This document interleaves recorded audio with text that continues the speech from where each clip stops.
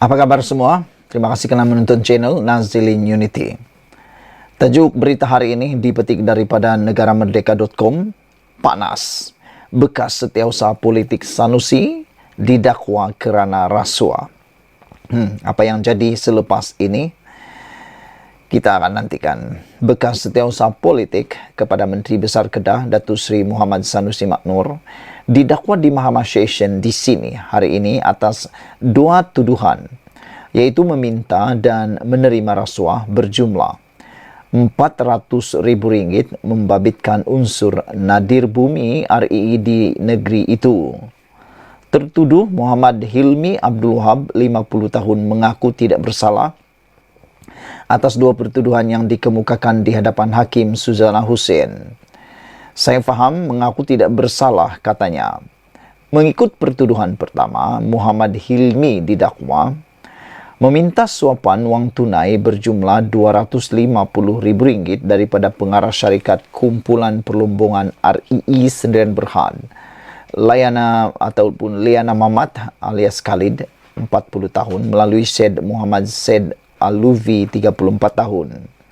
Ia sebagai dorongan bagi tertuduh sebagai setiausaha politik kepada Datuk Seri Muhammad Sanusi Maknur membantu syarikat itu untuk mendapat kelulusan permohonan lesen perlombongan dan lesen penjelajahan RII di sekitar Kedah. Kesalahan itu didakwa dilakukan di sebuah rumah di Sunway Kiara Hills, Taman Sri Hartamas di sini pada 4 Julai lalu. Dia turut didakwa menerima suapan wang tunai berjumlah RM150,000 daripada individu sama, iaitu Liana, bagi tujuan sama di sebuah restoran di Desa Sri Hartamas di sini pada 11 Julai lalu.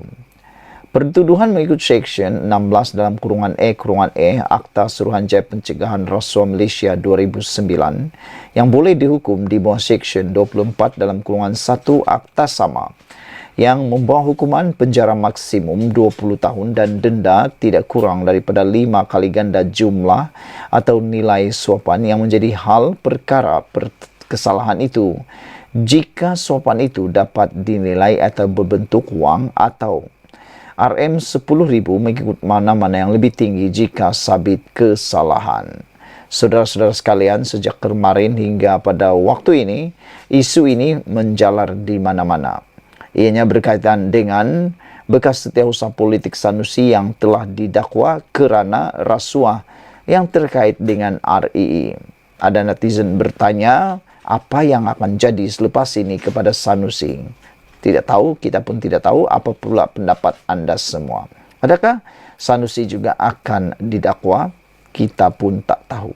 Sekian dulu untuk kali ini. Jangan lupa tinggalkan komen anda, tekan butang subscribe. Kita jumpa lagi. Bye-bye. Selamat pagi, salam sejahtera. Terima kasih kerana bersama dengan saya di Nazilin Unity Channel. Tajuk ulasan pada kali ini berkaitan dengan ramalan nujum. Nujum apa? Nujum politik. Yang mengatakan Madani cuma bertahan 3 atau 4 bulan. Tapi apa yang jadi? Tak menjadi ramalan itu. Jadi ada orang yang mula meroyan, ada orang yang mula rasa kepanasan, ada orang yang tak boleh duduk tenang, ada juga orang yang tak boleh tidur nyenyak. Manakan tidak, mereka dahulu sibuk meramalkan kononnya kerajaan perpaduan, kerajaan Madani akan hilang dalam masa 3-4 bulan sahaja. Tapi nampaknya sudah mencecah 1 tahun pada hari ini ataupun pada bulan November ini, dah mencapai umur setahun kerajaan perpaduan ini, bukannya menghilang, bukannya menjadi lemah, bahkan menjadi jadi kuat. Ditambah lagi pula dengan ada 4 sokongan baru di Parlimen untuk Anwar Ibrahim. Jadi ramalan nujum Pak Belalang tu, ramalan nenek kebayan tu bukan untuk rupa-rupanya kerajaan perpaduan atau Madani, tapi untuk kerajaan ataupun untuk pembangkang pula, iaitu Perikatan Nasional, khususnya Parti Bersatu yang kelihatan sekarang makin tidak bermaya lagi dengan pelbagai masalah dalaman, juga masalah-masalah yang tertentu. Datuk Seri Anwar Ibrahim bukanlah figura asing dalam politik Malaysia dan ketokohannya menerajui kepimpinan Kerajaan Persekutuan dalam tempoh setahun lepas terbukti dalam melakar lanskap politik baru dan memulihkan kepercayaan rakyat kepada prinsip demokrasi. Ahli Parlimen Tambun itu memegang tampuk kuasa pemerintahan tak kala politik tanah air berada dalam ketidaktentuan berikutan keputusan pilihan raya umum ke-15 julung kali menyaksikan tiada parti atau gabungan politik yang mendapat jumlah kerusi majoriti bagi membentuk kerajaan.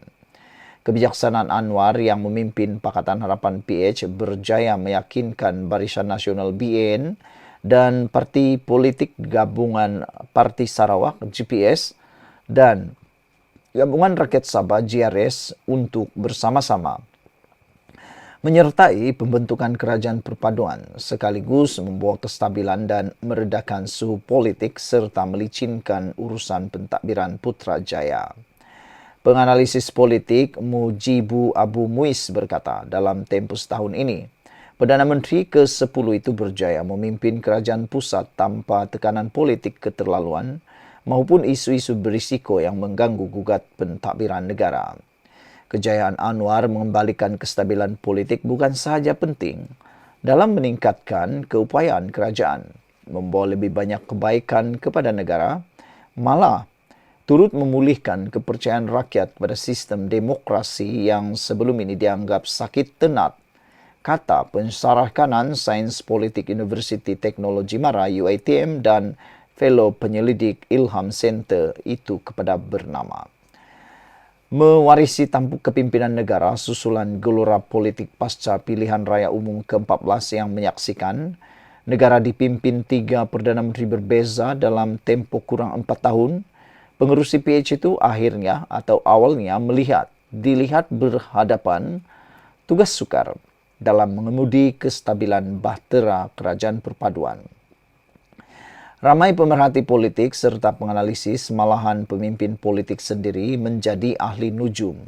Meramalkan Anwar bersama barisan jemaah menterinya cuma akan bertahan 3 atau 4 bulan sahaja sebelum tenggelam di badai gelombang hijau yang dibawa gabungan pembangkang Perikatan Nasional PN. Kerajaan-kerajaan terdahulu pasca PRU 14 sentiasa dalam keadaan ragu-ragu mengenai keabsahan mereka. Kini, ragam politik tanpa henti itu tidak berlaku di bawah kerajaan pimpinan Datuk Seri Anwar Ibrahim yang ada sokongan kuat di Parlimen. Jadi boleh fokus sepenuhnya pada pembangunan negara, kata Mujibu. Anwar mengangkat sumpah jawatan Perdana Menteri pada 24 November 2022. 5 hari selepas PRU 15 sebelum mengumumkan pelantikan 2 timbalan Perdana Menteri serta 28 ahli jemaah menteri dalam kerajaan perpaduan pada 2 Disember. Pensarah Kanan Fakulti Sains Pentadbiran dan Pengajian Polisi di UiTM Kedah, Dr. Jazimin Zakaria menyifatkan Anwar yang juga Menteri Kewangan berjaya membentuk barisan kabinet dengan pengalaman luas dalam aspek pentadbiran. Ramai menteri heavyweight dalam kerajaan perpaduan, ini satu bonus dan hasilnya pelbagai dasar baharu seperti ekonomi madani dan lain-lain yang menyentuh kepentingan serta kebajikan rakyat berjaya diperkenalkan dalam tempoh singkat 1 tahun ini, katanya. Jazimin pada masa sama menyifatkan pendekatan pentadbiran Anwar dengan menekankan prinsip tata kelola baik selain terbuka dalam menerima pandangan maupun kritikan, berjaya menambat hati rakyat yang kini menganggap suara mereka lebih didengari berbanding pentadbiran terdahulu. Geostrategis dan fellow Kanan Akademik Penyelidikan Strategi Nusantara, Profesor Dr. Azmi Hassan, berkata, anak jati Cherok Tok Kun, Pulau Pinang berusia 76 tahun itu berjaya menggilap semula nama negara di persada antarabangsa, menerusi ucapan pada pelbagai persidangan antarabangsa yang mendapat perhatian dunia terutamanya ketika ini, yang tegas dan lantang membela nasib dan hak rakyat Palestin ekoran konflik di Gaza. Perdana Menteri tanpa teks, itulah Anwar. Katanya sambil menggambarkan setiap ucapan pemimpin nombor satu negara itu adalah lebih telus menzahirkan apa yang dirasakan daripada hatinya, sehingga acap kali mencuri tumpuan hadirin termasuk di arena global. Dengan optik segar, dinamik dan serba baharu yang dipamerkan Anwar, Azmi berkata tidak mustahil kerajaan perpaduan yang semakin matang dan kukuh ketika ini mendapat sokongan lebih ramai ahli parlimen pembangkang. Setakat ini, 4 ahli parlimen PN daripada Bersatu sudah menyatakan sokongan kepada pimpinan Anwar Ibrahim. Beliau kata, saya percaya selepas ini lebih ramai ahli parlimen akan menyatakan sokongan kepada Anwar Ibrahim. Ini bukan sekadar soal nak dapatkan peruntukan, tetapi sifirnya surplus dan defisit, yakni peningkatan keyakinan kepada kewibawaan kerajaan perpaduan dan hilang keyakinan kepada pimpinan PN untuk menjadi pembangkang berwibawa, katanya. Dalam pada itu, langkah Anwar melantik 2 Perdana Menteri yang pada hemat ramai hanyalah satu gerak catur politik, sebaliknya dilihat dari perspektif berbeza oleh fellow kanan Majlis Profesor Negara, Datuk Dr. Jennery Amir. Jennery berpendapat, selain pengerusi BN Datuk Seri Ahmad Zaid Hamidi, pelantikan Ketua Whip GPS Datuk Seri Fadilah Yusof melakar sejarah tersendiri dalam mengukuhkan hubungan Sabah, Sarawak dan Semenanjung dalam pembentukan Malaysia. Anwar, katanya, dalam tempoh singkat berjaya membuat perkembangan baik dalam aspek melibatkan Perjanjian Melaya 1963, sesuatu yang gagal direalisasikan pemimpin terdahulu. Beliau tunjuk komitmen paling jelas dalam soal MA63 ini. Ada yang telah selesai, ada dalam perbincangan dan ini sangat bagus. Malah dalam belanjawan 2024, peruntukan besar bagi Sarawak dan Sabah selain peruntukan interim. Ini untuk kurangkan kesenjangan pembangunan, bukan sahaja antara bandar dan luar bandar, dan 2 wilayah ini malah dengan Semenanjung. Anwar betul-betul tekad mahu rapatkan jurang itu, termasuk jurang politik, infrastruktur, pendidikan, sosial dan ekonomi serta budaya ke arah integrasi yang lebih mantap bagi memungkinkan nilai madani itu dapat direalisasikan, katanya. Menurut Jennery, madani bukanlah sekadar satu slogan kosong yang dilaungkan Anwar. Sebaliknya, benar-benar diterjemahkan dalam pentadbirannya, malah terbukti dalam tempoh singkat berjaya menghapuskan persepsi negatif rakyat Sabah dan Sarawak yang selama ini sering berasa terpinggir dan dianaktirikan oleh kerajaan persekutuan. Kata beliau, saya percaya Datuk Seri Fadilah Yusof dilantik juga untuk memberi penumpuan menjadi pemuda cara kepada penyelesaian hal-hal berkaitan Sabah, Sarawak kerana dalam dan dengan pengalaman berada dalam dan luar kerajaan, pasti Datuk Seri Anwar Ibrahim tahu perlunya ada orang tempatan menguruskannya, kata beliau. Ramalan Nujum kata Madani cuma bertahan 3-4 bulan, tak menjadi. Sekian dulu untuk kali ini. Jangan lupa tinggalkan komen anda, tekan butang subscribe. Bye-bye.